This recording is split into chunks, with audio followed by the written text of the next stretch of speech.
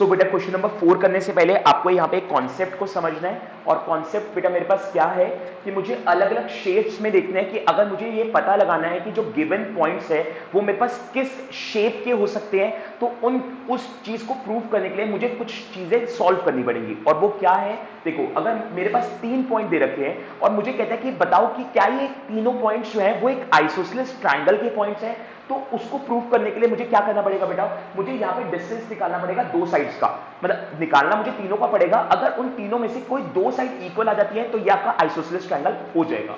इसी तरीके से अगर मुझे स्क्वायर का बताना है कि क्या स्क्वायर में, पहले तो ये पता होना चाहिए कि पॉइंट्स कितने होंगे। स्क्वायर में 4 पॉइंट्स होंगे, तो अगर मुझे उन 4 पॉइंट्स का पता लगाना है बेटा कि क्या वो स्क्वायर है या नहीं, तो उसके लिए मैं क्या करूंगा, मैं 4 साइड्स का डिस्टेंस निकालूंगा जो कि इक्वल आना चाहिए, और प्लस 2 डायगोनल्स का भी डिस्टेंस निकालूंगा, अगेन वो भी इक्वल आना चाहिए। अगर ऐसा हो जाता है तो इसका मतलब फिर वो एक स्क्वायर है। रोम्बस के लिए क्या कंडीशन है कि मुझे 4 साइड्स इक्वल करनी है, बस डायगोनल इक्वल नहीं करने, मतलब डायगोनल इक्वल होने भी नहीं चाहिए। अगर वो डायगोनल इक्वल हो गए तो फिर वो स्क्वायर बन जाएगा, ठीक है। तो डायगोनल इक्वल नहीं चाहिए मुझे, यहाँ पे सिर्फ और सिर्फ साइड्स इक्वल चाहिए, तो वो रोम्बस हो जाएगा।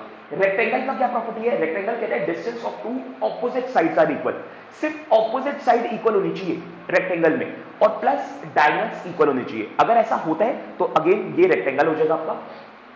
और पैरेललोग्राम का कंडीशन है कि आपको सिर्फ ऑपोजिट साइड्स इक्वल होनी चाहिए, डायगोनल्स यहाँ पे रिक्वायरमेंट नहीं है। अगर ऑपोजिट साइड्स इक्वल हो जाती है तो फिर वो जो गिवन फिगर है वो एक पैरेललोग्राम हो जाएगी। अब इसी पे बेस हमारे पास क्वेश्चन नंबर 4 है जो मैं अब आपको करके दिखाऊंगा। क्वेश्चन नंबर 4 में बोल रहे हैं बेटा चेक वेदर 5, -2 जिसको मैं ए नाम दे रहा हूं, 2, 3 नहीं है, 6, 4 इसको मैं बी नाम दे रहा हूं, 6, 4, और सी जो है मेरे पास वो है 7, -2 are the vertices of an isosceles triangle. आपको प्रूव करना है और बताना है कि ये जो 3 पॉइंट्स आपको दे रखे हैं क्या ये एक आइसोसेलेस ट्रायंगल के पॉइंट है।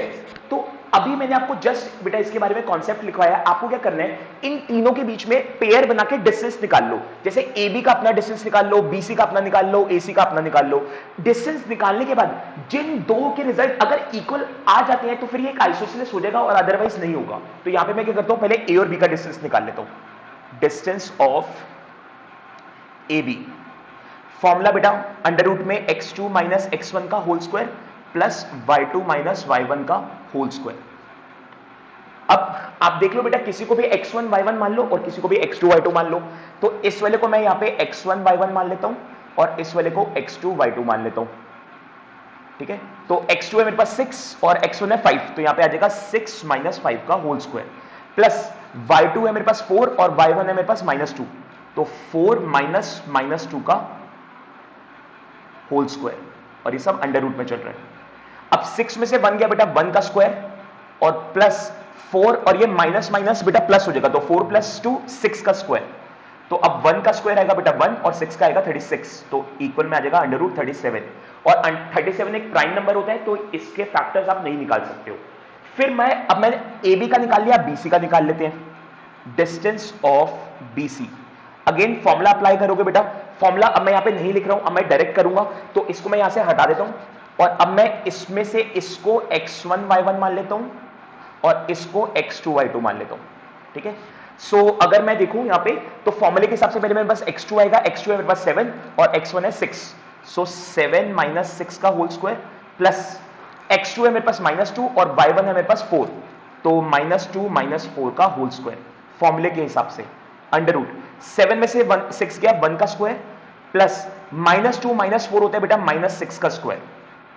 अब 1 का स्क्वायर 1 ही रहेगा और -6 का स्क्वायर 36 हो जाएगा, तो सॉल्व करके कितना आ गया 37। तो अगर आप ध्यान से देखो तो मेरे पास वो दो के पेयर बना के जो डिस्टेंस आए हैं मेरा उसी में ये आंसर आ चुका है।